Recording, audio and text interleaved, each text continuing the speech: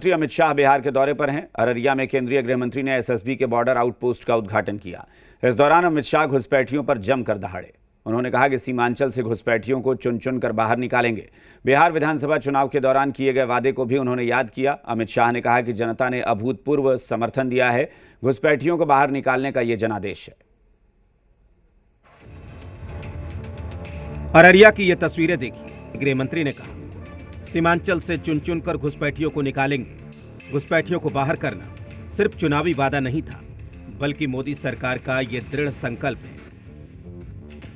मैं आज बिहार के सीमांचल के क्षेत्र में आया हूं, तब मैं बिहार की जनता को भी कहना चाहता हूं कि हमने चुनाव में बिहार की जनता को वादा किया था कि हम बिहार को घुसपैठियों से मुक्त करेंगे।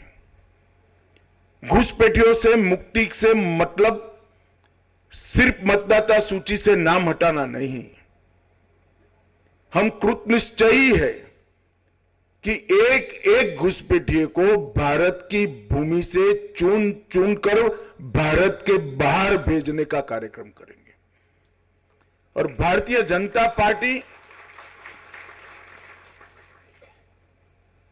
स्पष्ट कर देना चाहती है, मेरी सरकार भी स्पष्ट करना चाहती है कि वादा चुनावी वादा नहीं है।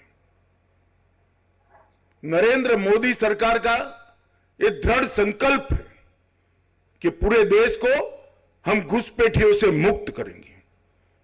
और ये पूरे सीमांचल क्षेत्र में ये शुरुआत कुछ ही समय में होने जा रही है। अब पूर्णिया की तस्वीरें देखिए।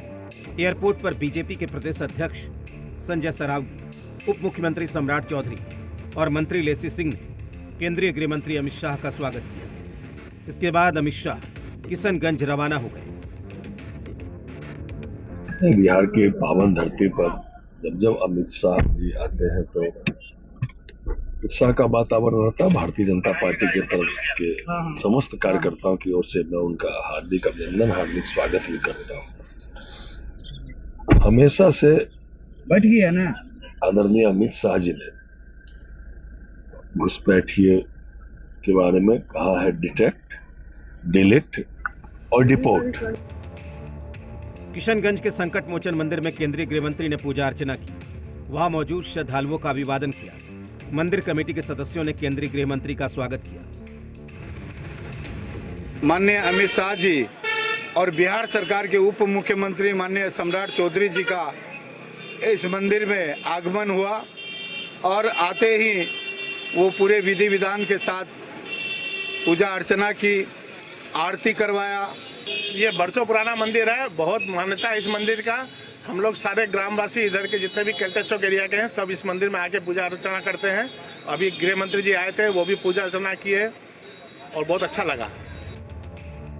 केंद्रीय गृह मंत्री शुक्रवार को पूर्णिया में उच्च स्तरीय बैठक करेंगे। उसके बाद दिल्ली रवाना हो जाएंगे। ब्यूरो रिपोर्ट, जी मीडिया, पटना। घुसपैठियों के बारे में केंद्रीय गृह मंत्री अमित शाह के बयान पर सियासत गर्मा गई है। सत्ता पक्ष और विपक्ष ने एक दूसरे पर वार और पलटवार किया है।